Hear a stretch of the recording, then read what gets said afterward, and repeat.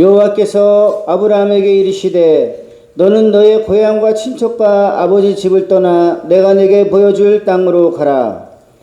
내가 너로 큰 민족을 이루고 내게 복을 주어 이름을 창대하게 하리니 너는 복이 될지라. 너를 축복하는 자에게는 내가 복을 내리고 너를 저주하는 자에게는 내가 저주하리니 이 땅의 모든 족속이 너로 말미암아 복을 얻을 것이라 하신지라. 이에 아브라함이 여호와의 말씀을 따라갔고 롯도 그와 함께 갔으며 아브라함이 하란을 떠날 때 75세였더라. 아브라함이 그의 아내 사레와 조카 롯과 하란에서 모은 모든 소유와 얻은 사람들을 이끌고 가나안 땅으로 가려고 떠나서 마침내 가나안 땅에 들어갔더라. 아브라함이 그 땅을 지나 세겜 땅 모레 성수리 나무에 이르니 그때 가나안 사람이 그 땅에 거주하였더라. 여호와께서 아브라함에게 나타나 이르시되 내가 이 땅을 너 자손에게 주리라 하신지라. 자기에게 나타나신 여호와께서 그가 그곳에서 제단을 쌓고 거기서 베델을 두어 산산을 옮겨 장막을 치니 서쪽은 베델이요 동쪽은 아이라. 그가 그곳에서 여호와께 제단을 쌓고 여호와의 이름을 부르더니 점점 남방으로 옮겨갔더라. 아멘.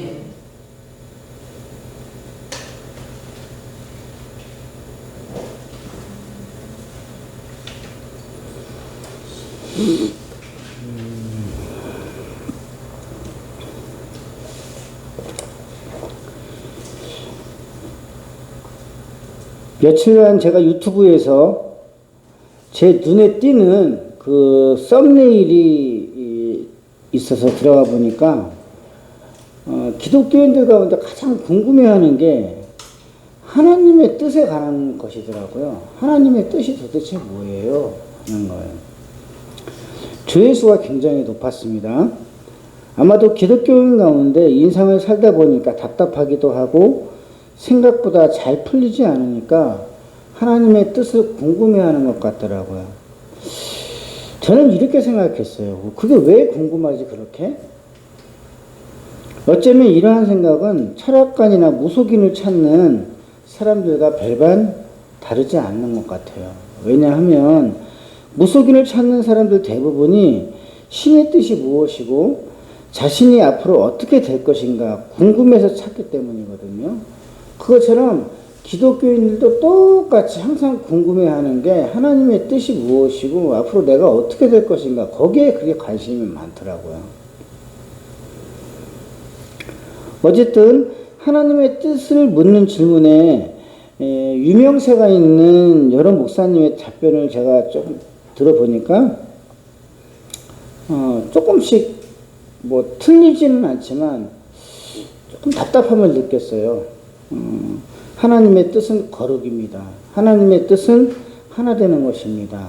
하나님의 뜻은 이웃을 사랑하는 것입니다. 하나님의 뜻이 뭐예요? 라고 묻는 사람들의 그 심정이 이러한 답을 듣기 원해서 묻는 것이었을까요? 아니잖아요. 제가 볼 때는 동문서답하는 것 같더라고요. 꽤 유명세를 달고 계시는 목사님들인데도 왜 저렇게밖에 답을 못 하시지? 그래서 저도 제가 가만히 생각해 봤어요. 하나님의 뜻은 뭐냐고? 그래서 그냥 제가 가지고 있는 신앙 고백을 한번 해봤어요.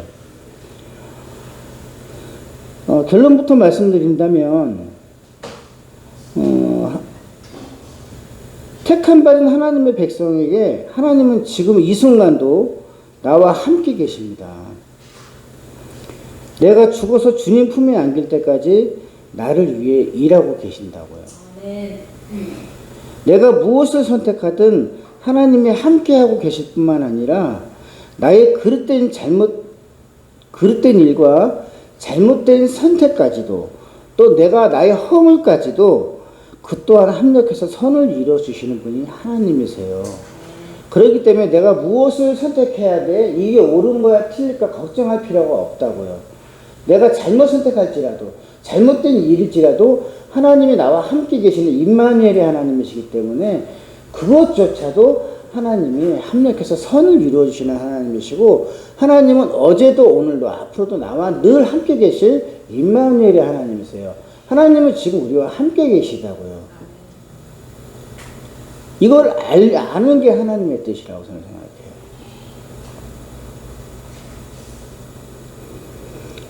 그래서 사람들이 그러잖아요. 그래서 처음에는 몰랐는데 세월 지나고 나서 돌아보니까 모든 것이 고난도 슬픔도 허물도 죄도 다 하나님의 은혜였노라고 고백하는 얘기를 많이 들어보죠. 다만 우리를 향한 분명한 요구가 있으시다면 하나님의 아들 예수 그리스도를 잘 믿고 그 안에 있기를 원하신다는 것 외에는 없습니다. 그래야만 하나님이 동행하시기 때문이니까요. 예수 그리스도가 아니고는 하나님께 의롭다 칭함받을 자격이 없을 뿐만 아니라 도저히 우리는 거룩해질 수 있는 방법이 없기 때문에 그래요. 예수 그리스도를 통해서 거룩해진 우리는 하나님과 동행하게 되어 있습니다. 하나님의 자녀이기 때문에 그렇습니다. 성령 하나님과 늘 동행하게 되어 있다고요. 오늘 본문은 75세에 하나님의 부름을 받고 자신이 살던 고향과 친척과 아비의 집을 떠나서 하나님 여호와가 지시한 땅으로 떠났던 믿음의 조상 아브라함에 대한 이야기를 잠깐 하려고 합니다. 하나님은 내가 너로 큰 민족을 이루고 복을 주어 너 이름을 창대케 하리니 너는 복이 될지라. 너를 축복하는 자에게는 내가 복을 내리고 너를 저주하는 자에게는 내가 저주하리니 땅의 모든 족속이 너를 말미암아 복을 얻을 것이니라.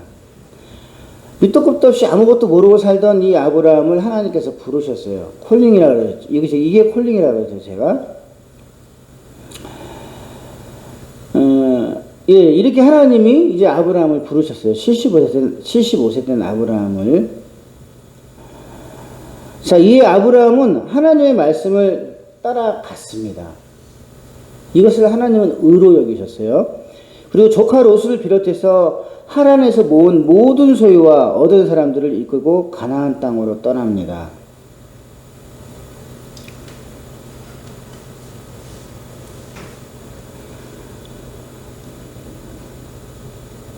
마침내 아브라함이 가나안에 도착해서 거주하게 되자 그때에 여호와 하나님께서 나타나서 이 땅을 너의 자손에게 주리라고 하셨습니다. 그러니까 하나님의 원하시는 보여줄 땅이 맞죠, 가나안이. 그러므로 아브라함은 그곳에서 제단을 쌓고 거기서부터 8절을 보면 베달 동쪽 산으로 옮겨 장막을 치더니 계속 여호와의 이름을 부르짖었습니다. 그러다가 점점 남방으로 내려가서 이집트, 예전에 애굽 땅으로 내려가고 있었습니다.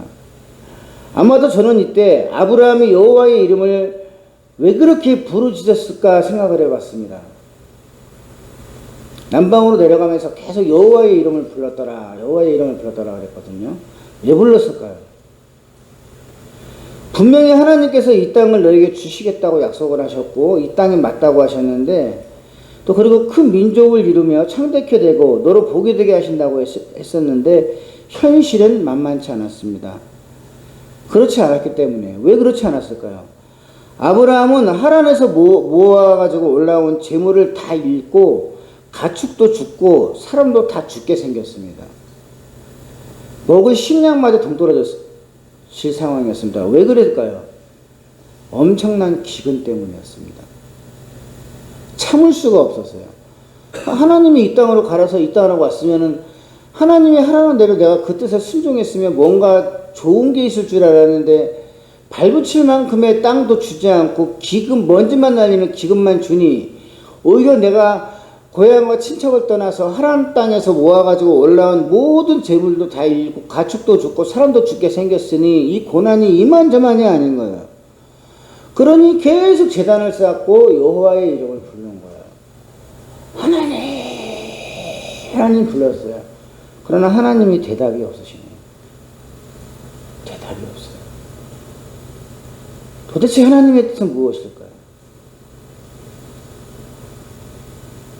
그 어디에도 하나님이 뿅 나타나가지고 아브라함에게 말씀하셨다고 나온 구절은 성경에 없습니다. 아브라함이 얼마나 견뎠을까요?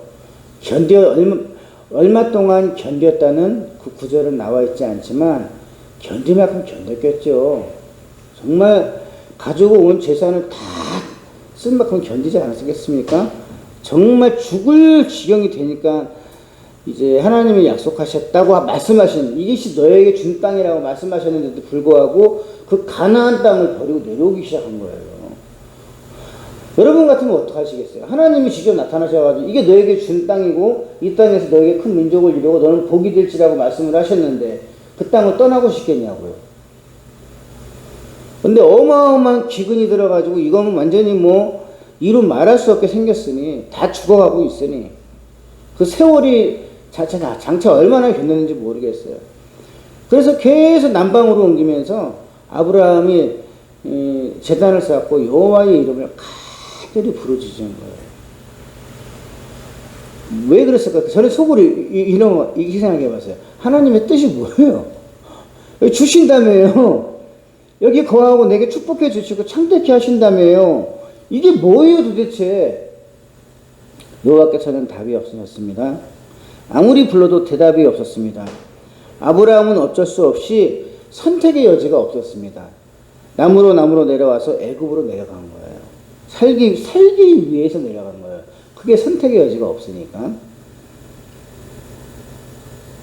저는 그 선택의 여지가 없어서 내려간 것, 살기 위해 내려간 것, 그게 하나님 뜻이라고 봐요. 그러나 자신의 아내 사레가 너무나 아름답기에 그 애굽 사람들이 혹시 그 아내를 빼앗기 위해서 자신을 죽일까봐 겁이 나가지고 자기 아내를 누이 동생이라고 속임으로 그의 아내 사라가 고관들의 눈에 띄어가지고 바로 왕의 침소에 불려 들어가게 되죠. 이제 첩이 되게 생긴 겁니다. 그 대가로 아브라함은 후한 대접을 받게 되고 양과 소와 노비와 암수 나귀와 낙타까지 얻게 됩니다. 여기까지만 보면 아브라함은 믿음도 없어 보이고 제 목숨 구하자 아내를 팔아먹는 비열한 인간성 정도의 인간입니다. 또 하나님이 분명히 너에게 이 땅을 주겠노라고 했으면 보수적으로 생각하면 끝까지 지켜야지. 믿음을 가지고 기근이 있지만 기근이 있을지라도 하나님께서 내게 이루어 주실 거야. 우리들이 평소 하는 행동들이라고 한다면 기근이 있을지라도 참고 견뎌. 인내하면 하나님께서 반드시 이루어 주실 거야 라고 생각할 수도 있을 텐데 아브라함은 견디지 못하고 내려와 버렸어요. 게다가 자기 아내를 누이 동생이라고 속여가지고 바로 왕의 첩으로 침수에 들어가게 했단 말이에요. 그렇게 볼 때 그의 믿음이나 그의 인간성을 볼 때 믿음의 조상이라고 할 수 있겠느냐고요. 하나님의 뜻이 뭐냐고요. 하나님의 뜻이.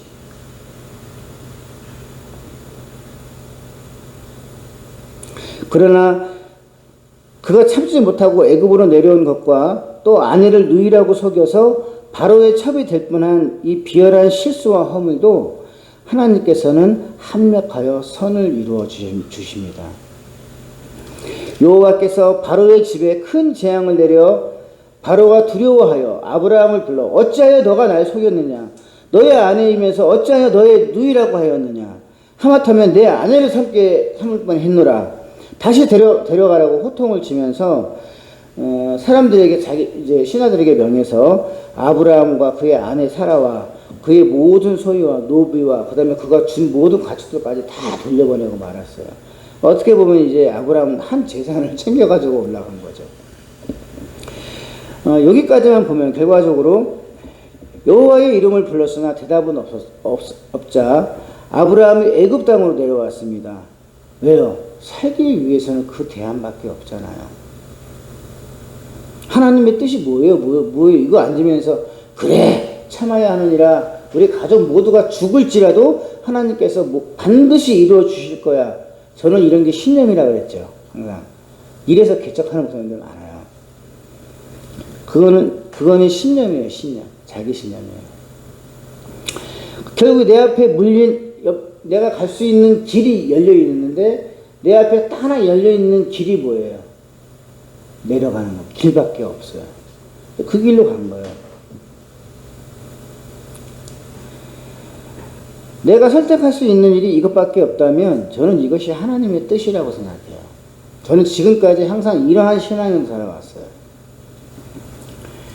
그리고 하나님의 대답은 없으셔도 아브라함이 애굽에서 저지른 실수마저도 하나님은 합력해서 직접 나타나셔서 아브라함을 도와주셨고요. 또 바꾸시고 도리어 바로의 보호를 받게 하셨을 뿐만 아니라 양과 소와 노비와 암수, 나귀와 낙타까지 얻게 하셔서 그 땅에 살게 하셨다는 거예요. 기근을 피하게 하셨다는 거예요. 이게 하나님 뜻이라고요, 여러분. 하나님 뜻이 뭐예요? 라고 하면 하나님이 직접 나타나서 그래, 이러하니 이렇게 해 라고 한다고 해서 우리가 인간이 그거를 지켜낼 수 있느냐, 그럴 수 있는 존재가 아닌 겁니다. 최근에 아주 뜨거운 감자가 있어요. 그게 뭐냐면 목사들의 이중직이 옳으냐 옳지 않으냐, 지금 교단마다 뜨겁거든요. 지금 막 교단만 열리면 이것 때문에 아주 난리예요. 목사들이 이제 이중직을 해야 된다. 왜냐면 이제 전도가 안 되고 너무 교회들이 어려우니까 목사들이 이중직을 해야 된다, 안 된다. 찬반 토론이 굉장히 지금 막 뜨겁거든요. 우리 교단도 아주 매우 뜨거워요. 그래서 지난주에는 이제 유명하신 목사님들 둘이 은퇴하신 김동원 목사와 이재철 목사가 공개적으로 설전을 했습니다. 생방송으로. 아주 신랄하게. 이재철 목사님 또 얼마나 말 잘해요. 김동원 목사 또 아주 또 말 또 기발하게 잘하는 사람이잖아요. 근데 김동원 목사는 이중직이 가다는 쪽이고, 항상 이 사람은 뭐 세금을 내야 된다는 쪽이고, 뭐 이중직을 해야 된다는 쪽이고, 항상 이 사람은 약간 우리들하고 삐딱한 쪽으로 나가요. 이재철 목사는 이중직을 부정적으로 봤어요. 차라리 돈 벌려면 돈 벌지 뭐 하려고 목사 하려는 쪽으로 가느냐. 둘 중에 하나를 택하지. 이런 쪽이거든요. 제 생각은 그렇습니다. 이중직이 옳으냐 그르냐는 우리가 판단할 수 없어요. 제가 여기서 이렇게 교회를 하고 있는데 제가 지금 당장 나가가지고 일하지 않으면 우리 교회가 무너지고 그 다음에 우리 가족들이 굶어 죽을 판이라고 나간다면 제가 선택해야 할 일이 무엇입니까? 나가서 일해야죠. 그리고 교회를 내가 당장 포기하지 못한다고 한다면 얼마 동안이라도 나가서 일해야죠. 저는 그게 하나님의 뜻이라고 봐요. 내가 선택할 수 있는 길은 그것밖에 없으니까. 그런데 그 선택이 잘못됐을지라도 하나님은 합력해서 선을 이루어 주신다고요. 그러면 앉아가지고 비나이다 그러면서 뭐 월세 다 하나님이 내주시고 우리 아이들, 뭐 와이프 다 먹여 살려주시고 굶지 않게 해주십시오. 이것만 신앙일까요? 아니라는 얘기거든요. 그러나 때가 되면 하나님께서 당신이 쓰시고자 하는 종이라고 한다면 중단시키실 것이고 다시 불러 드릴 것이라는 게 제 믿음이에요. 이게 하나님의 뜻이에요. 그러나 반대로 일하다가 영성도 멀어지고 돈 버는 데 빠져서 목회를 그만두게 되면 그것도 하나님의 뜻입니다. 제가 알바를 한 3개월 해보니까 부정적인 면도 있더만요. 알바를 3개월 해보니까는 내가 목사인지 뭔지 분간이 안 가고요. 그 다음에 돈에 눈이 멀더라고요.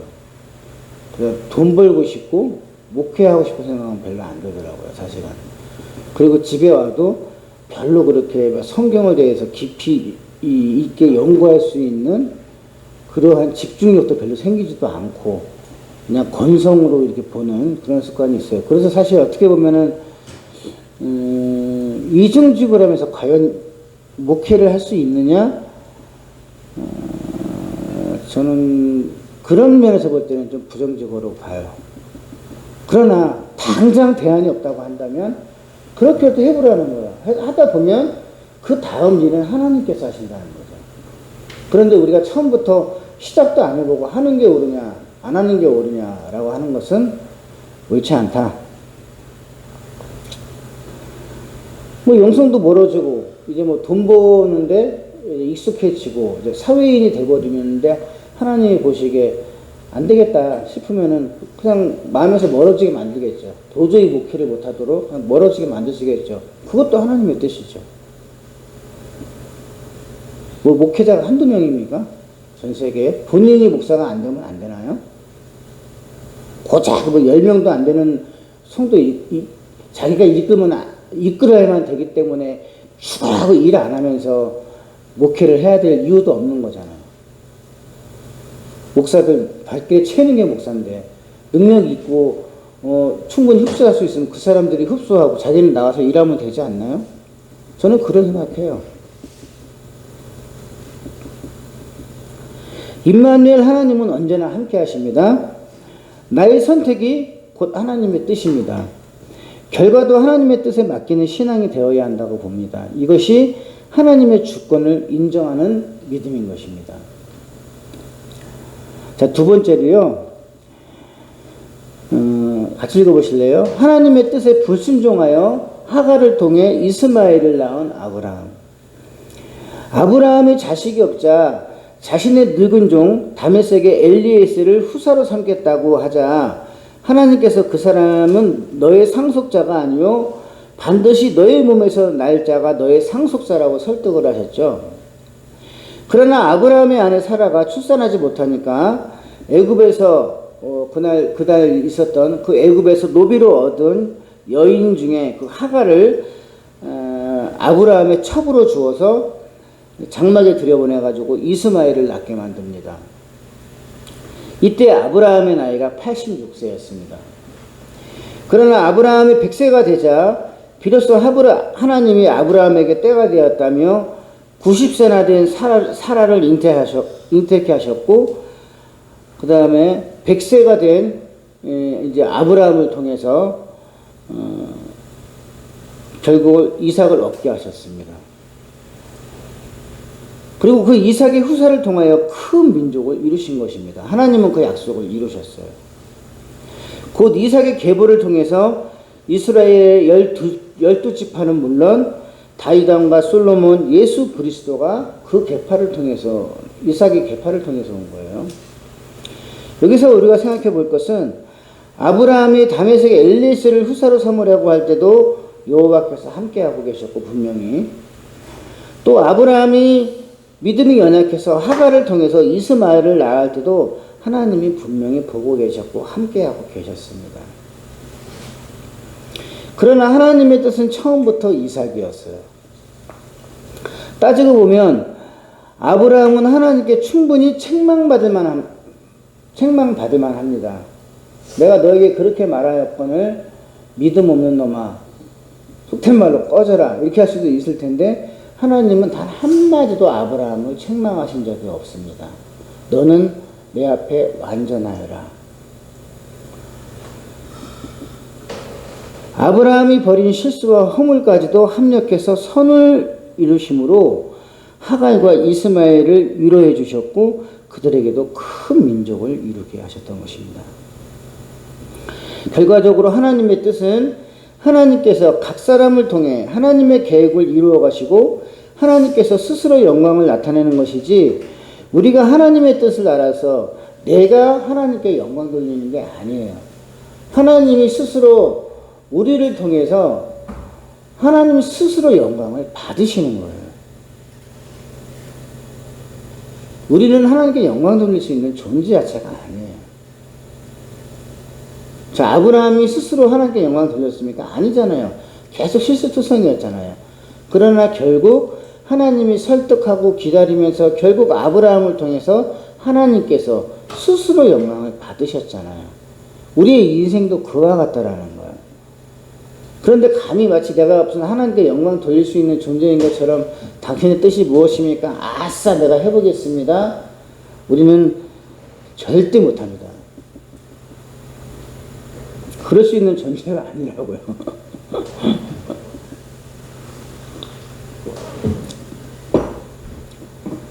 자, 세 번째로 신약에서 하나만 설명드리고 마치겠습니다.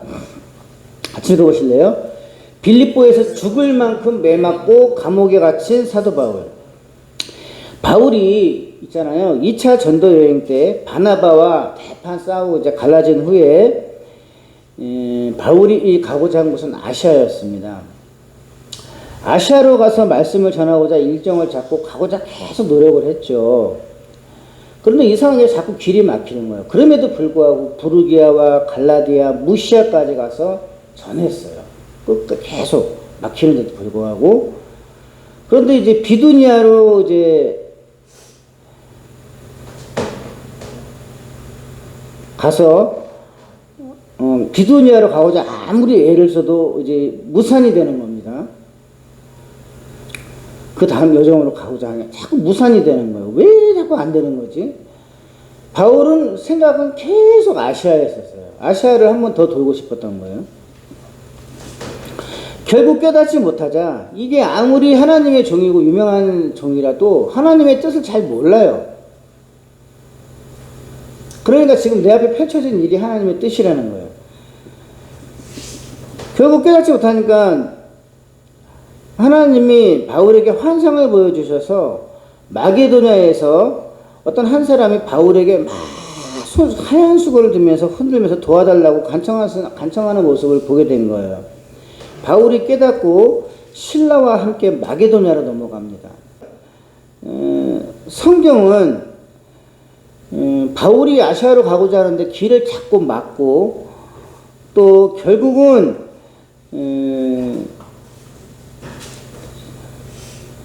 이제 부르기아, 갈라디아, 무시아까지는 갔지만 비두니아를 못 가게 하고 환상으로까지 나타나가지고 손을 막 흔들게 하신 이유가 사도행전 16장 6절 7절을 보면 이게 성령이 못하게 하신 것이고 예수의 영이 허락지 않으셨다라고 나와 있어요. 이게 하나님의 뜻이죠. 결국 바울이 깨닫지 못하자 환상이 이제 보여서 환상이 보임에 바울이 이것이 이제 하나님의 뜻이구나 싶어서 이제 마게도냐로 이제 한 사람을 데리고 간 거예요. 바로 신라를 데리고 갔죠. 바울이 이제 마게도냐의 빌립보에 도착해서 수일을 유하다가 안식일이 되니까 기도할 곳을 찾는데 기도할 곳도 변변치 않았던 것 같아요. 거기는. 그런데 이제 문 밖에 서서 수다 떠는 몇몇 여자들을 발견하고 그 틈에 앉아가지고 바울이 복음을 전할 때에 마침 자색 옷감 장사 루디아라는 여자를 만나게 되는데 그 여자는 조용히 곁에서 듣기만 합니다. 그런데 듣기만 하는데 하나님께서 그녀의 마음을 열어요. 그래서 그의 마음을 열어서 바울을 따르게 하십니다. 그러니까 듣기만 해도 성령께서 역사하시면 믿음이 들어가는 거예요. 기도할 곳이 변변하지 않았던 곳이기에 또다시 기도할 곳을 찾다가 이번에는 또 재수없게 또 귀신 들린 여종 하나를 만나게 돼요. 그 귀신 들린 여종이 계속 따라다니는 거예요. 바울이 좋다고 막 이러면서 흉내내면서. 그러면서 자꾸 귀찮게 하니까 예수 그리스도의 이름으로 귀신아 떠날지어다 쫓아버려요. 그러자 그 여종을 통해 가지고 수익을 얻었던, 왜? 그 여종이 점도 치고 막 이렇게 하니까 그 수익을 얻었던 종들이 바울과 신라를 고발해 가지고 관리들에게 끌려가서 옷이 찢겨지고 벗겨진 상태에서 엄청 죽을 만큼 매를 맞습니다. 그리고 깊은 감옥에 갇히고 착고까지 채워진 상태로 고초를 겪게 됩니다. 자, 이 단계까지만, 여기까지만 생각해 보자고요. 이 단계에서 만일 여러분이 나라고 생각해 보세요. 여러분 자신이라고 생각해 보세요. 하나님이 막으셨고 환상으로 보였고 성령이 보였는데 또 넘어갔어. 갔는데 매만 직사게 맞고 그것도 깊은 감옥에 갇히고 착고까지 채워진 상태야. 이건 뭐야 도대체?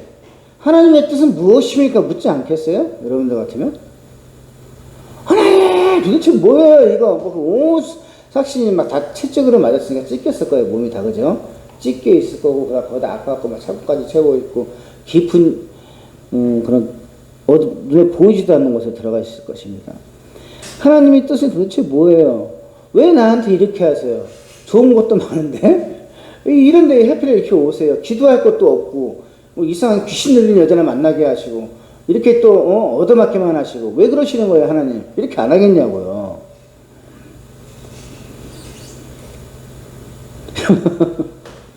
그러나, 깊은 감옥에서 오히려 바울과 신라는 기도하고 찬송을 했습니다. 그러자 옥토가 흔들리고 문이 다 열려서 모든 사람들이 메인 것이 다 풀렸다 그랬죠. 그러니까 그것을 옥문을 지키던 간수가 이제 나는 죽었구나. 뭐 문도 다 열리고 뭐 죄수들이 도망가니 이제 뭐 나는 이제 지휘관한테 걸리면 꼼짝없이 참수당하게 생겼네. 그러고 뭐 이제 뭐 울면서 도망가려고 했던 거죠. 그때 바울이 안심시키고 모두가 도망가지 않고 여기 있으니 걱정하지 마라. 그러면서 주 예수를 믿으라. 그리하면 너와 내 집이 구원을 받으리라. 그런데 또 이 말씀이 그 간수에게 들어갔네. 결국 그 간수와 그 가족도 모두가 구원을 받게 됩니다. 자, 하나님의 뜻은 어디에 있었을까요? 바울이 매맞는 것도 하나님의 뜻이었겠죠. 근데 하나님의 뜻은 어디에 있었을까요?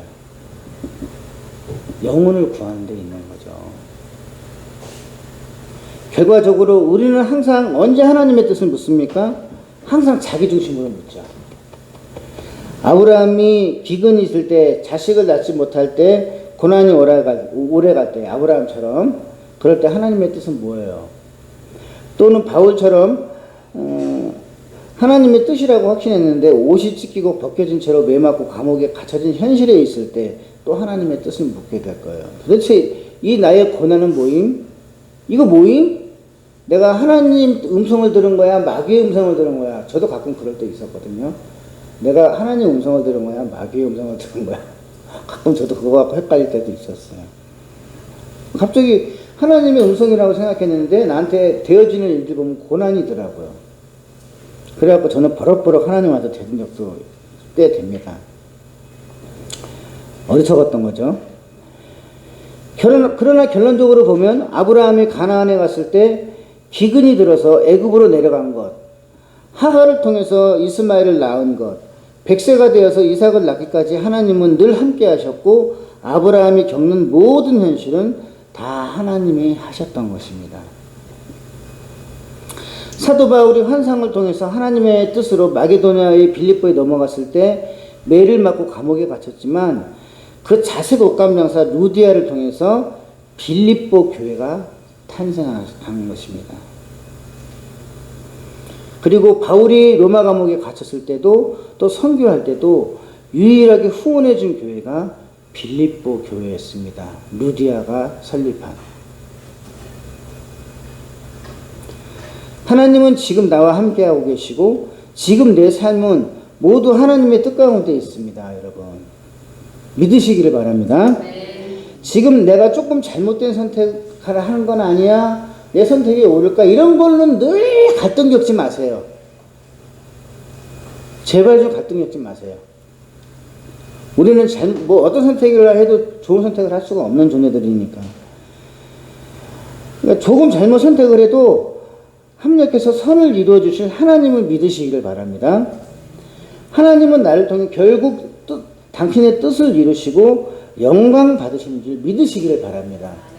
아브라함이 그토록 실수도 많고 허물이 많아도 하나님은 결국 그를 통해서 당신 스스로 영광을 받으셨어요. 하나님은 우리 개개인들을 통해서 각자가 허물도 많고 실수도 많지만 하나님의 택한 백성들은 하나님이 계획하시고 또 뜻하신 일들을 반드시 이루셔서 결국은 그 사람을 통해서 영광을 나타내시게 하신다는 것을 믿으시기를 바랍니다. 나는 지금 하나님의 뜻 속에 있다. 하나님의 뜻과 계획 속에 있다라는 것을 믿으시기를 예수님의 이름으로 축원합니다. 자, 기도 좀 할까요?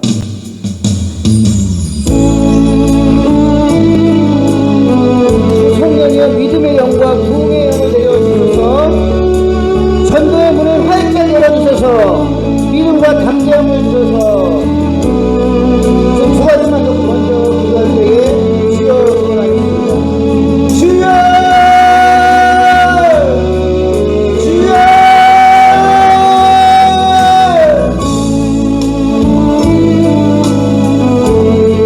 하나님 아버지여 하나님의 성령을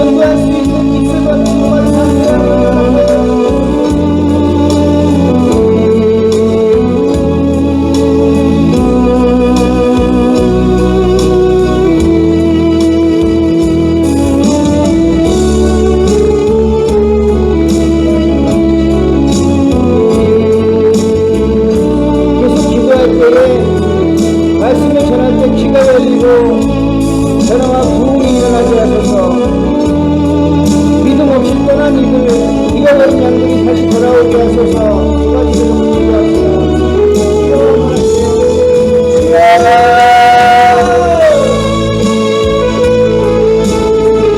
하나님 아버지, 말씀을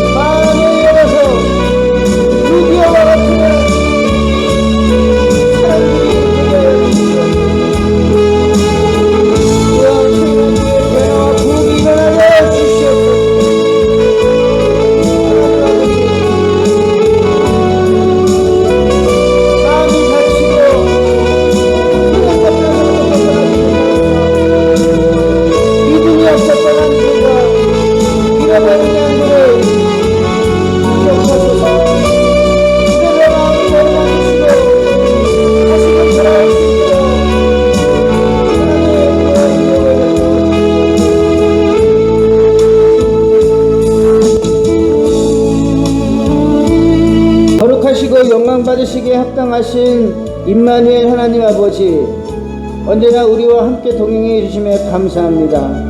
내 앞에 놓인 모든 일을 하나님 뜻으로 믿고 오직 감사하는 믿음이 되게 하여 주옵소서.